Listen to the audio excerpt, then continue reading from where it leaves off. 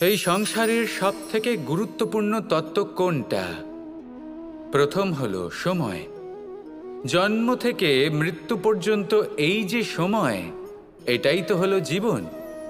দ্বিতীয় হলো জীবন, যাতে আমরা সময়ের সদ্ব্যবহার করি, শ্রেষ্ঠ থেকে শ্রেষ্ঠতর কাজ করার চেষ্টা করি।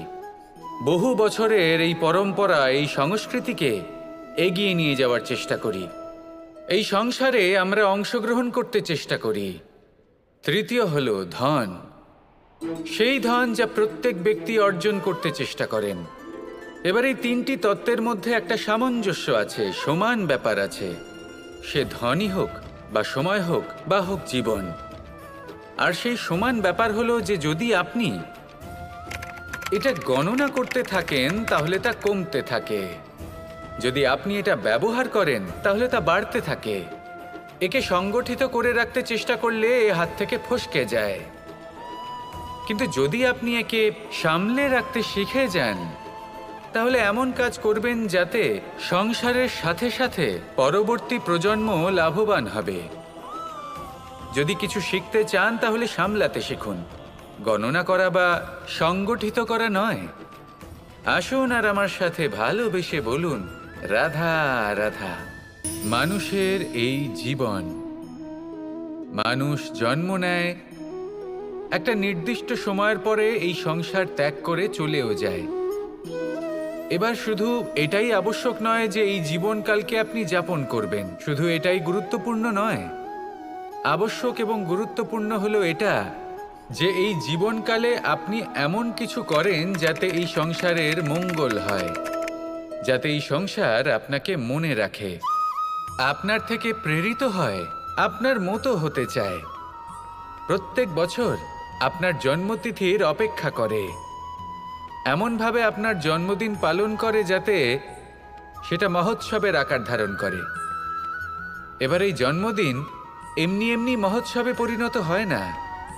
তখন হয় না যখন কোনো ব্যক্তি রাজার রূপে বা কোনো গোয়ালার রূপে জন্মগ্রহণ করে। তখন পরিণত হয় যখন একজন মানুষ জন্মগ্রহণের পরে এই সংসারকে কোনো শিক্ষা দিয়ে যান, কিভাবে একজন মানুষ গোয়ালা থেকে রাজা হতে পারে, কিভাবে একজন মানুষ অসত্য থেকে সত্যের পথে চলতে শুরু করেন, অধর্ম থেকে ধর্মের পথে চালিত হতে পারেন, কিভাবে অন্ধকার থেকে প্রকাশের দিকে যেতে পারেন, কিভাবে নিজের আত্মাকে পরমাত্মার সাথে মিলিত করতে পারেন। তা সে রামনবমী হোক বা জন্মাষ্টমী হোক, তাদের জীবনের সাথে জড়িত প্রত্যেক মুহূর্ত একটা পরবের আকার ধারণ করে। তাহলে আপনিও এইভাবে নিজের জীবন যাপন করতে থাকুন। এই সংসারে শুধু ভালোবাসা বিতরণ করুন, কিছুটা এমনভাবে বিতরণ করুন যাতে আপনি এই সংসার থেকে চলে যাওয়ার পরেও এই সংসারে আপনি শুধুই ভালোবাসা বিতরণ করতে পারেন। যদি আপনি এরকম করেন, সংসারকে প্রেরণা দেন, তাহলে আপনার জীবনও রাধা কৃষ্ণের প্রেমের মতোই অলৌকিক এবং দৈব হয়ে উঠবে। আসুন আর আমার সাথে ভালোবেসে বলুন, রাধা রাধা। আপনি এটা শুনে থাকবেন যে ছোট্ট একটা বালক সে ঈশ্বরের প্রতিরূপ হয়, কিন্তু এমন কেন বলা হয় তা কি আপনি কখনো ভেবে দেখেছেন? আমি আপনাকে বলছি, কোনো একটা ছোট্ট বালককে দেখুন, সে কি করে? সকলকে সমান চোখে দেখে। ওর মনে না কোনো ছলনা রয়েছে, না কোনো কপটতা, না অহংকার রয়েছে, আর না কোনো বিষয় নিয়ে কোনো চিন্তা। সকলকে সে সমান চোখে দেখে আর নিজের মধ্যেই প্রসন্ন থাকে, সকল বিকার থেকে মুক্ত। এগুলোই তো সেই গুণ সেই বালকের মধ্যে, যা হলো ঈশ্বর স্বরূপ। এবার ভেবে দেখুন, যদি প্রত্যেকটা মানুষ এই ছোট বালকের মতো সেই সব গুণ নিজের মধ্যে জাগ্রত করে তোলে, তাহলে কি হবে? তারাও ঈশ্বর তুল্য হয়ে উঠবে। তাই আপনিও এটাই করুন, নিজের মনকে বিকার মুক্ত করুন সেই ছোট্ট বালকের মতো। মনের মধ্যে না কোনো চিন্তা রাখবেন, না মোহ, না ক্রোধ, না কোনো রকমের ছলনা বা কপটতা। সবাইকে সমান চোখে দেখুন আর নিজের মনেই প্রসন্ন থাকতে শিখুন। এই মন প্রেমময় হয়ে বলবে, রাধা রাধা। মানুষের জীবন বড়ই বিচিত্র হয়। যেই মুহূর্তে জন্ম নেয় একটা প্রতিস্পর্ধায় প্রবেশ করতে থাকে।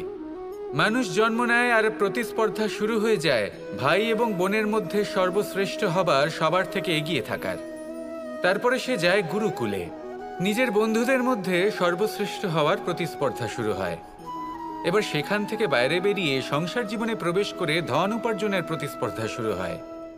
তা সে যুদ্ধই হোক বা কলা হোক, এই প্রতিস্পর্ধা কখনোই আমাদের পিছু ছাড়ে না। তাই যদি প্রতিস্পর্ধা করতেই হয়, তাহলে আমরা মানুষকে সাহায্য করার প্রতিস্পর্ধা কেন করব না? এমন এক প্রতিস্পর্ধা যাতে যে কেউ জিতুক বা যে কেউ হারুক না কেন, লাভ সকলের হবে।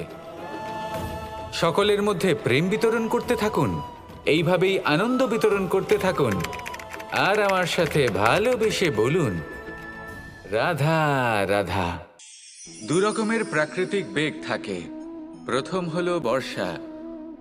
যখন এর বর্ষণ হয় তখন মাটিকে শীতল করে নতুন ফসল ফলায়।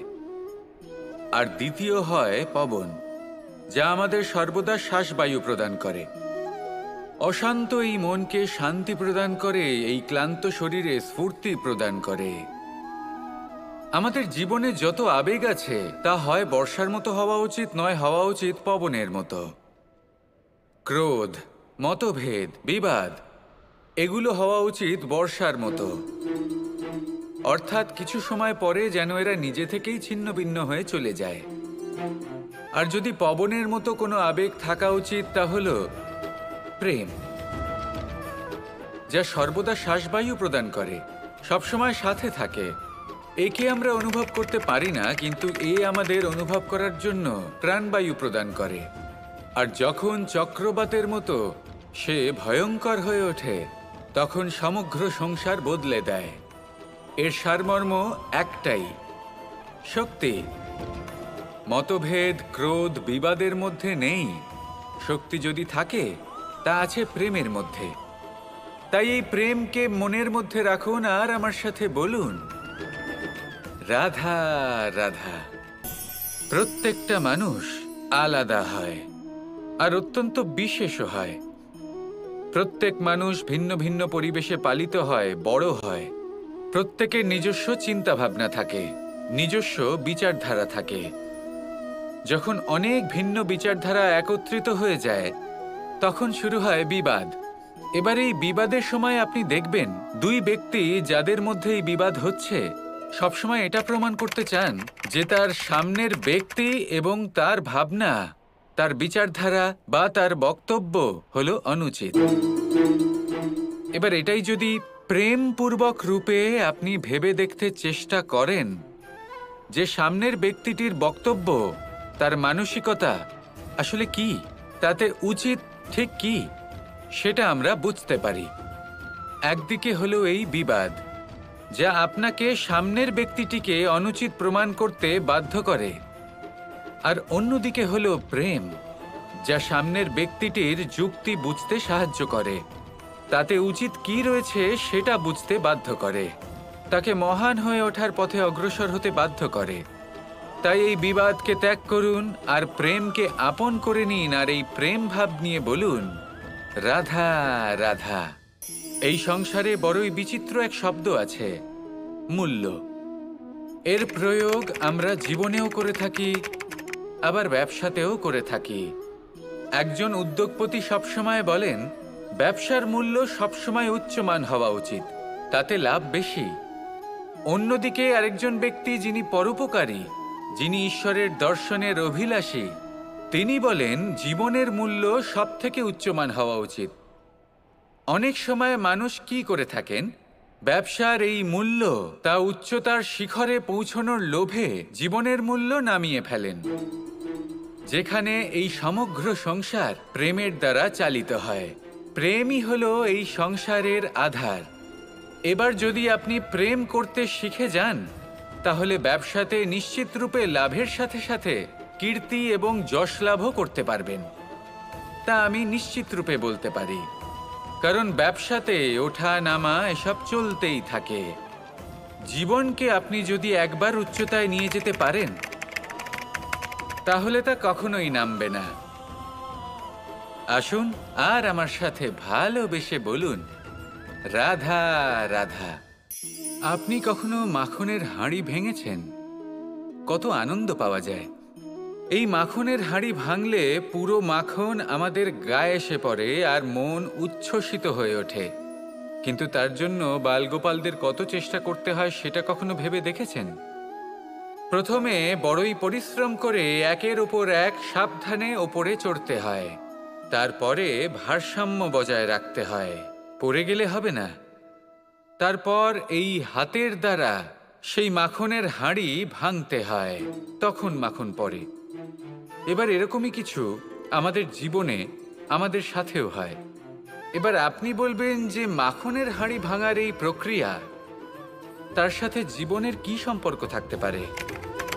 আসলে আমাদের মনের মাঝেও একটা হাঁড়ি রয়েছে, অহংকারের হাঁড়ি। আর এই অহংকারের হাঁড়ি যখন ভেঙে যায়, তখন প্রসন্ন হবার আনন্দ চতুর্দিকে ছড়িয়ে পড়ে। এই মন, এই আত্মা, এই দুই প্রসন্ন হয়ে যায়। কিন্তু তার জন্য আপনাদেরকেও বালগোপালের মতো চেষ্টা করে যেতেই হবে, ভারসাম্য বজায় রাখতেই হবে মনের মাঝে এবং এই বুদ্ধিতে, ভালো এবং মন্দের মধ্যে, লোভ এবং পরমার্থের মধ্যে। আর তারপর নিজে হাতে অহংকারের এই হাঁড়ি ভেঙে দিতে হয়। দেখুন, যদি ঈশ্বরের সঙ্গ লাভ করতে চান তাহলে অহংকারের এই হাঁড়ি ভাঙতেই হবে। আসুন আর আমার সাথে ভালোবেসে বলুন, রাধা রাধা। মুঠো হাতের শক্তি বেশি, মুঠো খুললেই তা দুর্বল। তা এমন কি থাকা উচিত এই বন্ধ মুঠোয় যা লাখের সমান? মানসিকতা এবং স্বপ্ন। মানুষ জন্মগ্রহণ করে, তার মানসিকতা সময়ের সাথে উন্নত হয়। মানসিকতা অনুযায়ী সে স্বপ্ন দেখে, আর সেই স্বপ্ন সার্থক করতে সে পরিশ্রম করতে থাকে। কিন্তু খুব গুরুত্বপূর্ণ একটা কথা আছে যা আপনার মনে রাখা উচিত। আপনার এই মানসিকতা, আপনার এই স্বপ্ন, তা যেন আপনার নিয়ন্ত্রণে থাকে। আপনার বন্ধ মুঠোয় যেন এর লাগাম থাকে, আপনি যেন এর প্রভু হন। যদি তা হয় তবেই আপনি লাভবান হবেন। যদি এরা আপনাকে নিয়ন্ত্রণ করতে থাকে, যদি আপনার মুঠো খুলে যায়, না পথ আপনার নিয়ন্ত্রণে থাকবে, না মানসিকতা থাকবে, না স্বপ্ন নিয়ন্ত্রণে থাকবে। আর যদি তাই হয় তাহলে আপনি আপনার ভবিষ্যৎ নষ্ট করে ফেলবেন। তাই নিয়ন্ত্রণ করতে শিখুন নিজের বিচার বুদ্ধি, নিজের মানসিকতা, নিজের স্বপ্নকে। নিজের এই স্বপ্ন পূরণ করুন আর আমার সাথে ভালোবেসে বলুন, রাধা রাধা। যা বাধা দেয় তা হলো অবরোধ, যা এগিয়ে নিয়ে যায় তা হলো বিকাশ, আর যা ভাগ করে দেয় তা হলো গুণ। আপনি সবাইকে আনন্দ দিন, তার বদলে আপনিও আনন্দ পাবেন।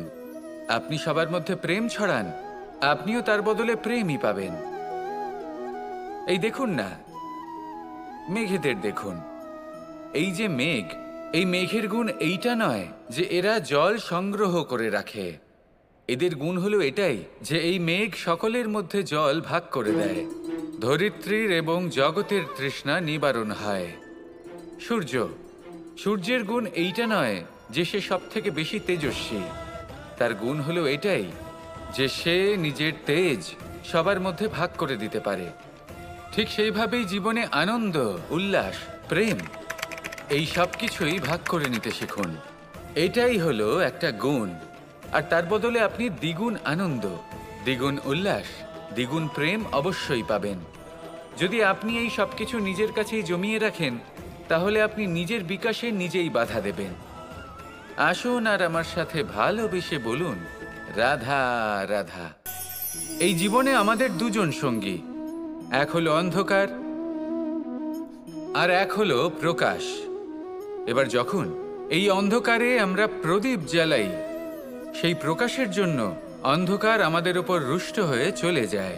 এবার যদি অন্ধকারকে খুশি করতে যাও, তাহলে প্রকাশ আমাদের উপর রুষ্ট হয়ে চলে যায়। এ হলো ঠিক সেই পরিস্থিতি যে আমাদের দুই বন্ধু, তাদের মধ্যে সদ্ভাব নেই। যদি কোনো একজনের মান ভাঙাতে বা খুশি করতে যাও, তাহলে দ্বিতীয়জন অবশ্যই রুষ্ট হয়। সেই অবস্থায় আপনাকে বোঝদারের মতো কাজ করতে হবে যে কখন কাকে সমর্থন করতে হবে, কখন কার সাথে চলতে হবে। যদি পারেন তাহলে সকলকে একসাথে নিয়ে চলবেন। যদি কোনো মানুষের মধ্যে বনিবনা না হয় তাহলে তাদের মধ্যে সামঞ্জস্য বজায় রেখে সংসারের রীতিনীতির চক্র চালিত করা, এটাই তো হলো মনুষ্য জীবন। এবার এটা কিভাবে করা সম্ভব? শুধুমাত্র প্রেমের দ্বারা। তাহলে এইভাবেই সবাইকে প্রেমের দ্বারা বেঁধে রাখুন আর আমার সাথে ভালোবেসে বলুন, রাধা রাধা। কিছু মানুষ বড়ই বিচিত্র হন, এমনভাবে জীবনযাপন করেন যেন তাদের কোনোদিন মৃত্যুই হবে না।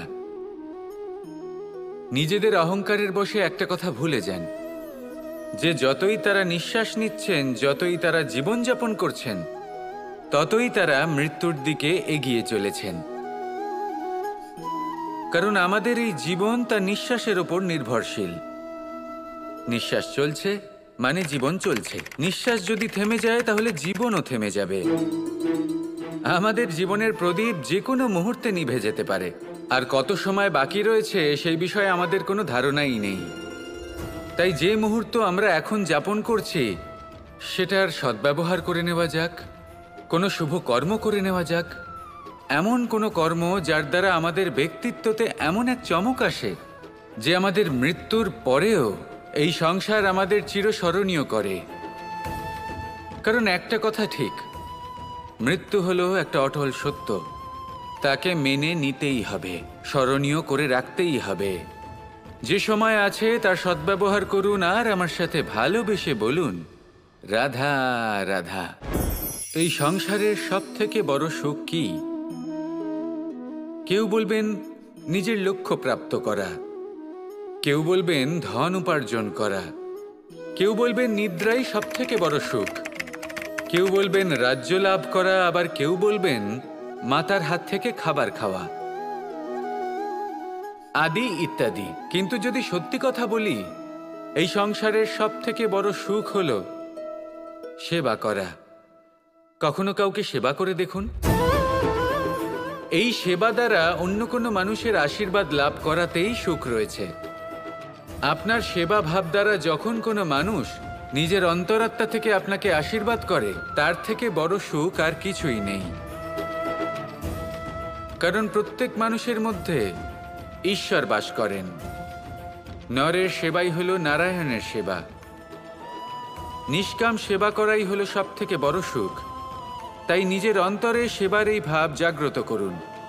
যে সুখের কথা আমি বলছি সেই সুখ অনুভব করেই দেখুন। এই মন সুপ্রসন্ন হয়ে বলবে, রাধা রাধা। এই সংসারে আমরা প্রকাশ কোথা থেকে পাই? এর উত্তর বড়ই সরল। ভোরে যখন সূর্যোদয় হয় তখন প্রকাশের কিরণ আমাদের ঘরে এসে পৌঁছয়। এইভাবেই আমরা প্রকাশ লাভ করি। এবার এই প্রকাশের আলোতেই আমরা সারাদিনের কাজ সম্পন্ন করি। সন্ধে হয়ে যায়, সূর্যাস্তও হয়ে যায়। আর আমাদের ঘর যাতে অন্ধকার না হয় তার জন্য আমরা একটা প্রদীপ প্রজ্বলিত করি। এটাই ঘটে আমাদের জীবনেও। এবার প্রবাহমান আয়ুর সাথে আমরা আমাদের অন্তরে যদি একটা প্রদীপ প্রজ্বলিত করে নিই তাহলে বিষয়টাই অন্যরকম হবে। এবার আপনি বলবেন কোন প্রকাশের কথা বলছি যা আমাদের অন্তরে জাগ্রত করা সম্ভব? আমাদের আত্মার মাঝে প্রেমের প্রকাশ জাগ্রত করার কথা বলছি।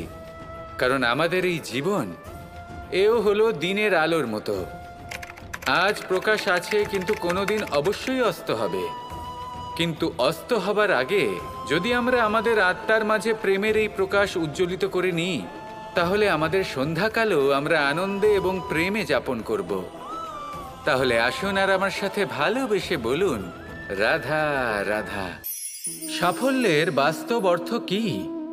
নিজের লক্ষ্যে দৃষ্টিবদ্ধ হয়ে থাকা, প্রতিদিন তার জন্য কর্ম করা, দৃঢ় নিষ্ঠার সাথে উত্থান পতনের সামনে এগোতে থাকা আর নিজের লক্ষ্য প্রাপ্ত করা, এটাই কি সাফল্য? যদি আপনার কোনো বস্তু লাভ করতে হয়, কোনো শক্তি লাভ করতে হয় বা কোনো স্থান লাভ করতে হয় তাহলে তার জন্য এসব ঠিক আছে, কিন্তু বাস্তবে সাফল্য এটা নয়। আপনার কাছে থাকা কোনো বস্তু, শক্তি বা স্থান আপনি কিভাবে ব্যবহার করবেন তা আপনার উপর নির্ভরশীল। যদি তার সঠিক ব্যবহার আপনাকে করতে হয় তাহলে উচিত সময় এবং উচিত স্থানে আপনাকে থাকতেই হবে। একে নিয়তিও বলা হয়। এবার ধরুন এমন কোনো গ্রন্থ আছে যা জ্ঞানের দ্বারা ভরপুর, এমন জ্ঞান যার দ্বারা জীবন বদলে দেওয়া সম্ভব। এবার এই গ্রন্থ যদি এমন কোনো ব্যক্তির হাতে পৌঁছয় যিনি নিরক্ষর, তিনি কি এই গ্রন্থের সদ্ব্যবহার করতে পারবেন? কখনোই নয়। সেই জ্ঞান দিয়ে নিজের আচরণ পাল্টাতে পারবেন? কখনোই নয়। সেরকমই ধরুন কোনো ব্যক্তি যার কাছে একটা অস্ত্র আছে, যার দ্বারা উনি শত্রুকে শেষ করে দিতে পারেন, কিন্তু সেই ব্যক্তি হলেন একজন কাপুরুষ। তিনি কি শত্রুকে শেষ করতে পারবেন? তিনি কি জয়লাভ করতে পারবেন? কখনোই নয়। আপনার কাছে কি আছে তার থেকেও বেশি গুরুত্বপূর্ণ আপনি তা দিয়ে কি করবেন। উচিত ব্যক্তির সাথে উচিত সময় উচিত স্থানে থাকা বেশি গুরুত্বপূর্ণ। নিজের গুণের সাথে, নিজের শক্তির সাথে, নিজের জ্ঞানের সাথে উচিত সময় উচিত স্থানে অন্যের যন্ত্রণাকে দূর করা, অন্যের জীবনকে আরও সুন্দর করে তোলা, এটাই হলো সাফল্য। তাহলে সাফল্যের বাস্তব অর্থ বুঝুন, অর্থাৎ নিজেকে আরও প্রসন্ন রাখুন। আর আমার সাথে ভালোবেসে বলুন, রাধা রাধা। এই সংসারে এমন কিছু মানুষ আছেন যাদেরকে আপনার ভালো লাগে, তারা আপনার প্রিয়। আমরা চাই ওনারা আমাদের কাছে থাকুন, আমরা ওনাদের কাছে থাকি। এবার সেই ক্ষেত্রে আমরা তাদের ভালো ভালো উপহার দেওয়ার চেষ্টা করি, কারণ ওনারা হলেন আমাদের প্রিয়। আর তার বদলে আমরা আশা করে থাকি যে ওনারা আমাদের একটু সম্মান করবেন। এবার এই মানুষজন যারা আমাদের প্রিয়, এদের আমরা একটা উপহার দিই। সোনা দিয়ে থাকি, আভূষণ দিয়ে থাকি, হিরে মুক্ত দিয়ে থাকি। কিন্তু যদি ভেবে দেখি, এই সব কিছুরই একটা মূল্য আছে। ভেবে দেখুন, আপনি কি তাদের এমন কোনো উপহার দিতে পারেন যা কিনা অমূল্য? তা এরকম উপহার কি হতে পারে? ঠিক বলেছেন আপনি, প্রেম। এই প্রেমই হলো অমূল্য, কারণ মন থেকে এর উৎপত্তি হয়। না চেয়ে পাওয়া যায় আর না ছিনিয়ে নেওয়া যায় এই ভালোবাসা। ঠিক এই রকমই হয় এই সম্মান। যদি সম্মান করো তাহলে মন থেকে এবং ভালোবেসে করো, ভয় পেয়ে নয়। মনে রাখবেন, যে মাথা ভয়ের দ্বারা নত হয়, বিরোধিতাও প্রথমে সেই করে থাকে। যে মাথা ভালোবেসে নত হয় তা আপনার জন্য বলিদানও দিতে পারে। এই সংসারের সব থেকে বড় উপহার, সব থেকে বড় বরদান এই প্রেম এবং সম্মান।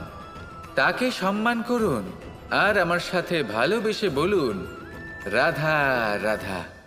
সমস্ত মানুষের জীবন কিছুটা সমান হয়। মানুষ জন্মগ্রহণ করে, তারপর চলতে শেখে, জীবনে এগিয়ে চলে, বার্ধক্য লাভ করে, তারপর সমাপ্ত হয়ে যায়। কিন্তু সেই ব্যক্তিরা কারা যারা প্রকৃত অর্থে মনুষ্য জীবন যাপন করেন? এনারা হলেন সেই ব্যক্তি যারা পড়ে গেলেও আবার উঠে দাঁড়ানোর চেষ্টা করেন, নিজের ভেঙে পড়া অস্তিত্বকে আগলে নিয়ে আবার একটা আকার দেওয়ার চেষ্টা করেন, ভগ্ন আশাকে আবার একটা নতুন দিশা দেন। অসফল হওয়ার পরেও থামেন না, আবার এগোতে থাকেন। অসফল হওয়ার পরে যদি আপনি থেমে যান তাহলে সাফল্য আপনার সামনে অপেক্ষা করে, কিন্তু আপনি তা দেখতে পান না। তাই জীবনের সংঘর্ষে অংশগ্রহণ করতে শিখুন। জীবনের সংঘর্ষ থেকে পালাবেন না। আসুন আমার সাথে ভালোবেসে বলুন, রাধা রাধা। পরিস্থিতি কখনো এটা ভালো থাকে, আবার কখনো মন্দ হয়ে যায়। কখনো এই পরিস্থিতি আমাদের পক্ষে থাকে, আর কখনো এই পরিস্থিতি অনুযায়ী আমাদের চলতে হয়। কোনো বিকল্প থাকে না। কিন্তু যখনই এই পরিস্থিতি খারাপ হয়ে যায় তখন কি করা উচিত সেই প্রশ্ন মনে জেগে ওঠে। পরিস্থিতি যখন প্রতিকূল হয় তখন আমরা কিছু হারালে তা হারিয়ে ফেলি, ঠিক আছে, কিন্তু যা বাকি আছে সেটা আমরা আগলে রাখতে পারি। পরিস্থিতিকে সামলে রাখার চেষ্টা আমরা অবশ্যই করতে পারি, শুধু সেটুকুই আমাদের হাতে রয়েছে। কিন্তু এর থেকেও বড় সমস্যা আছে, অহংকার। কখন প্রবেশ করে আমরা জানতেও পারি না। এই অহংকার আপনাকে বুঝতেও দেবে না যে আপনি সত্যি কিছু হারিয়েছেন। আপনার কিছুই যাবে আসবে না।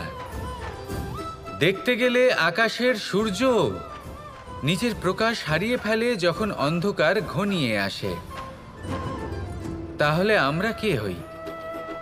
ওনার সামনে তো কিছুই নই। এই অহংকার আমাদের দমন করতেই হবে। এটা বিশ্বাস করতে হবে যে এই সমগ্র সৃষ্টিতে আমরা শুধুমাত্র একটা কণা, তার থেকে বেশি আর কিছুই নয়। বিশ্বাস করতে হবে যে আমরা ততটাও বড় নই যে কখনোই কিছুই হারাবো না। এবার যেদিন এই জ্ঞান আপনি আত্মস্থ করে নিজের আচরণ পাল্টাবেন, মনে রাখবেন সেই দিনই অহংকারকে দমন করতে আপনি পথে অগ্রসর হয়ে পড়েছেন। এই অহংকারকে দমন করুন আর আমার সাথে ভালোবেসে বলুন, রাধা রাধা। বনস্পতি ফলনের জন্য আমাদের কিসের প্রয়োজন পড়ে? একটু ধরিত্রীর, একটু পরিশ্রমের, আর একটা বীজের। এবার যদি মানুষের কথা বলি, তাহলে এখানে ধরিত্রী হলো মানুষের এই জীবন, যেখানে মানুষ নিজের ইচ্ছের ফল ফুল ফলন করতে চায়। পরিশ্রম হলো আমাদের কর্ম,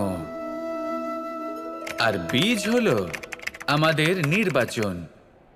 আমাদের বেছে নিতে হবে যে আমরা কি বপন করব, আম নাকি ফণি মনসা। এর মধ্যে আমরা কি পেতে চাই? রসালো ফলের ফলন চাই নাকি কাঁটার ফলন চাই, তা আমাদের উপর নির্ভরশীল। কিন্তু একটা কথা ঠিক, লক্ষ্য যেমনই হোক না কেন, জীবন যেমনই হোক না কেন, যদি আপনি লক্ষ্যের দিকে এগোতে থাকেন তাহলে কর্মের সাথে খামখেয়ালি আচরণ করতে পারবেন না। যদি আপনি এমন করেন তাহলে এটা আপনাকে একটা অনুচিত লক্ষ্যে পৌঁছে দেবে, সেটা কিন্তু নিশ্চিত। সবসময় এটা মনে রাখবেন, কর্মের সাথে খামখেয়ালি হবেন অর্থাৎ কর্মফলও আপনার সাথে খামখেয়ালি হবে। তাহলে নিষ্ঠার সাথে কর্ম করতে থাকুন আর নিজের লক্ষ্যকে প্রাপ্ত করুন। আর আমার সাথে ভালোবেসে বলুন, রাধা রাধা। বুদ্ধি আর বিবেকের পার্থক্য কোথায় তা নিয়ে এই সংসার অনেক কিছুই ভাবে। কিছু মানুষ ভাবেন যে এই দুই হলো একই, কিন্তু যদি সত্যি কথা বলি তাহলে এই দুইয়ের মধ্যে একটা অমূল্য পার্থক্য আছে। আর তা হলো এটা যে বুদ্ধির সম্পর্ক হলো মস্তিষ্কের সাথে আর বিবেকের সম্পর্ক হলো হৃদয়ের সাথে। যে কোনো বুদ্ধিমান মানুষ কি করেন? নিজের মতন করে এই সংসারকে বদলে ফেলতে চেষ্টা করেন। একজন বিবেকশীল মানুষ কি করেন? নিজের অন্তরকে, নিজের মনকে বদলে ফেলতে চেষ্টা করেন। কারণ মানুষের সংসার এই মনের মধ্যেই বসবাস করে। তাই নিজের বুদ্ধির ব্যবহার অবশ্যই করুন, কিন্তু তাতে বিবেকের লাগামটা অবশ্যই শক্ত হাতে ধরবেন। আসুন আমার সাথে ভালোবেসে বলুন, রাধা রাধা।